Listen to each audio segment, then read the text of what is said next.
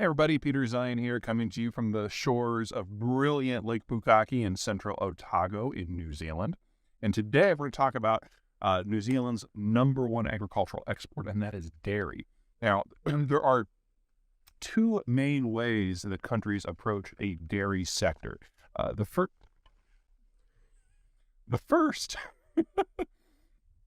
is what the French have done. So you've got these small towns with these tiny creameries, oftentimes attached to just one individual little hamlet. And within that,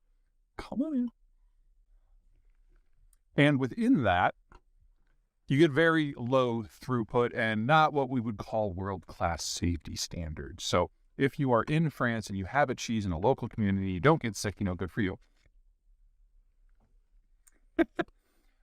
But the real issue is that you can't get that cheese in the next town over, much less in Paris, much less in the wider world. It's very small production runs. They focus on value-added quality and specificity.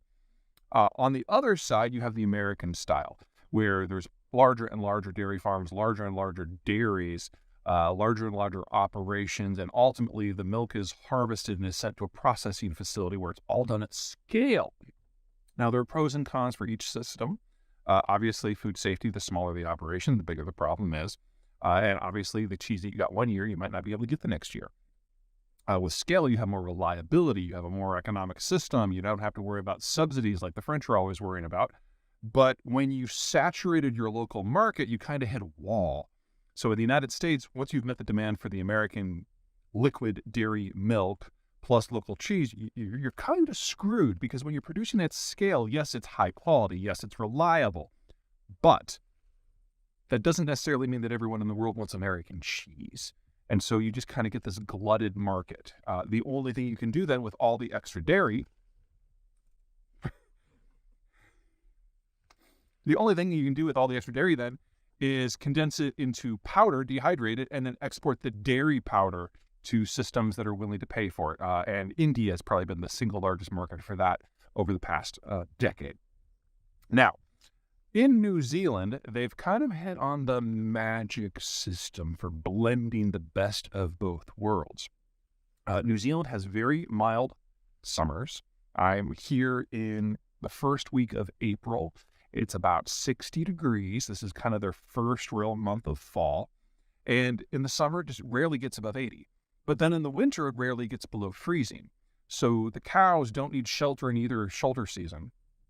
In addition, it rains here often, and even in places where it doesn't, there's plenty of water available for irrigation. So most of the dairy cows in New Zealand basically just graze all day. They don't need silage. So their production costs are the lowest in the world.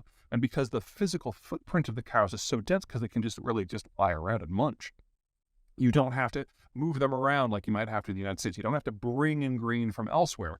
Or in France, you don't have to worry about those sort of weather extremes.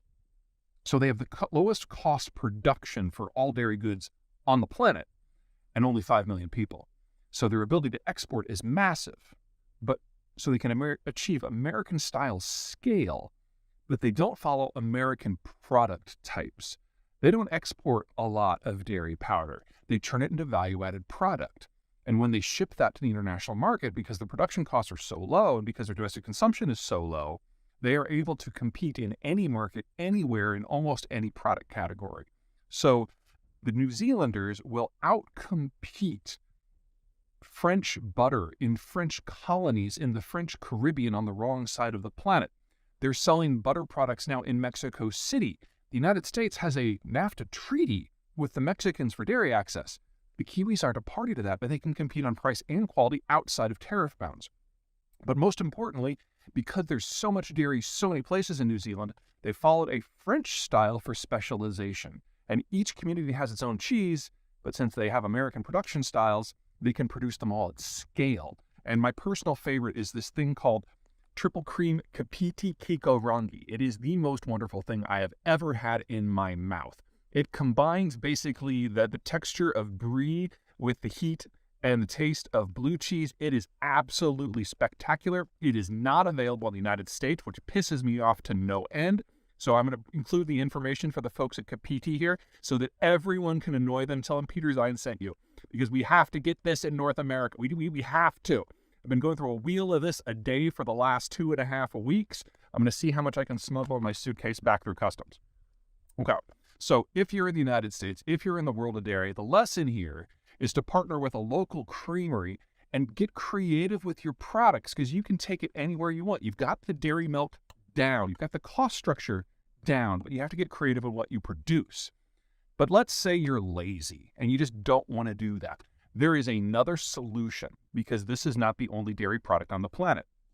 The Icelanders have a product called Skyr, S-K-Y-R. Izzy is their major producer. Now, this is Skyr produced in New Zealand. The Kiwis did not produce this originally. They have produced it on license. So if you're in the United States and you're not creative enough to come up with your own products, you can license someone else's and produce it at scale with American product costs. Skyr is basically a yogurt with about 5 times the protein content of American yogurt and less than 1/3 the calories. And as you can see, it comes in. So, New Zealand, unique among dairy powers, produces at scale, sells internationally without access to a trading system, and very specific products that no one else can match. In addition, they're smart enough to use their excess dairy to make somebody else's product as well. So American dairy farmers, chop, chop, get to it, because I can't get this stuff at home. And we should be able to. All right, that's it from me. See you next time.